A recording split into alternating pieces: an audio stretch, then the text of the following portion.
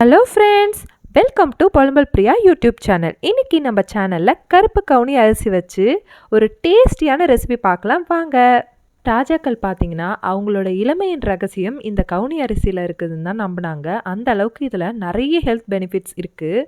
இந்த அரிசி பார்த்தீங்கன்னா உடனே ஒரு அரை மணி நேரமோ 1 மணி நேரமோ ஊற வச்சு சமைக்க முடியாது. இது ஓவர் நைட் ஊற வச்சு மறுநாள் எடுத்து நல்லா வாஷ் பண்ணிவிட்டு அப்புறம் தான் சமைக்கவே ஆரம்பிக்கணும். நான் இன்னைக்கு கருப்பு கவுனி அரிசி பொங்கல் எப்படி செய்கிறதுன்னு உங்களுக்கு காட்ட போகிறேன். 1/4 கிலோ அளவுக்கு கவுனி அரிசி எடுத்து நைட்டு ஊற வச்சு காலையில் நல்லா வாஷ் பண்ணிவிட்டு ஒரு குக்கரில் இந்த அரிசியை சேர்த்துட்டு, இந்த அரிசி எந்த கப்பில் எடுத்துருக்கணும் அதே கப் அளவுக்கு தண்ணியும் சேர்த்துட்டு 1 டீஸ்பூன் அளவுக்கு உப்பு சேர்த்துட்டு க்ளோஸ் பண்ணிவிட்டு 10 to 15 விசில் வர வரைக்கும் வெயிட் பண்ணுங்கள். இது 10 விசிலில் கூட வெந்து வராது, நல்லா வேகணும்.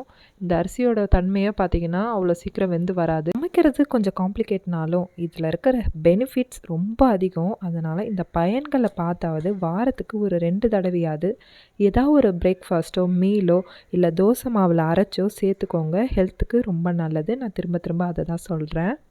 இப்போது 15 விசில் வந்ததும் அதை தனியாக எடுத்து வச்சுட்டு இப்போது பாகு ரெடி பண்ணிக்கலாம். வெள்ளை பாகு 200 கிராம் வெல்லம் எடுத்து இந்த மாதிரி தண்ணியில் கரைச்சி பாகு மாதிரி இந்த கன்சிஸ்டன்சி எடுத்துகிட்டு வந்தேன். இதில் நம்மளோட வேக வச்ச அரிசியை சேர்த்துட்டு நல்லா கிண்டிக்கலாம்.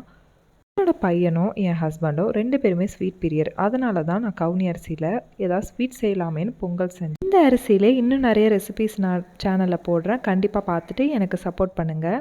இந்த வெள்ளை பாகோட இந்த அரிசி நல்லா பிளெண்ட் ஆகிற மாதிரி நல்லா களைஞ்சி விட்டுட்டே இருப்போம். இது கூடவே 2-3 ஏலக்காவும் அதோட கொஞ்சம் நெய்யில் வறுத்த முந்திரி சேர்த்திங்கன்னா இன்னுமே ஃப்ளேவர் ரொம்ப டேஸ்ட்டாக இருக்கும். எனக்கு ஸ்வீட் கொஞ்சம் கம்மியாக தெரிஞ்சதால் கொஞ்சம் நாட்டு சர்க்கரையும் சேர்த்துக்கிட்டேன். உங்களுக்கு ஸ்வீட் எந்த மாதிரி வேணுமோ அதை மாதிரி ட்ரை பண்ணிக்கோங்க.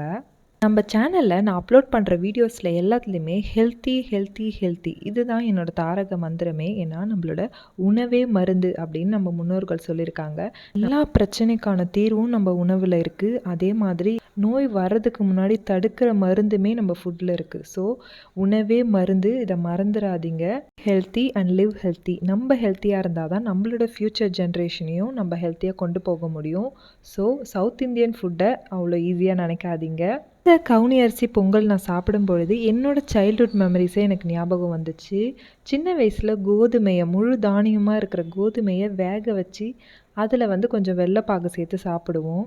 அது ரொம்ப டேஸ்ட்டாக இருக்கும். எனக்கு ஆஸ் இட் இஸ் அதே டேஸ்ட்டு எனக்கு இந்த பொங்கலில் இருந்துச்சு. வீடியோ பார்த்துட்ருக்க என்னோடய ஃப்ரெண்ட்ஸ் எல்லாருக்குமே எனக்கு மீன் கட் பண்ண தெரியாதுன்னு ஃபீல் பண்ணுறவங்க நம்ம சேனலில் நிறைய ஃபிஷ் க்ளீனிங் வீடியோ இருக்குது, கண்டிப்பாக பாருங்கள்.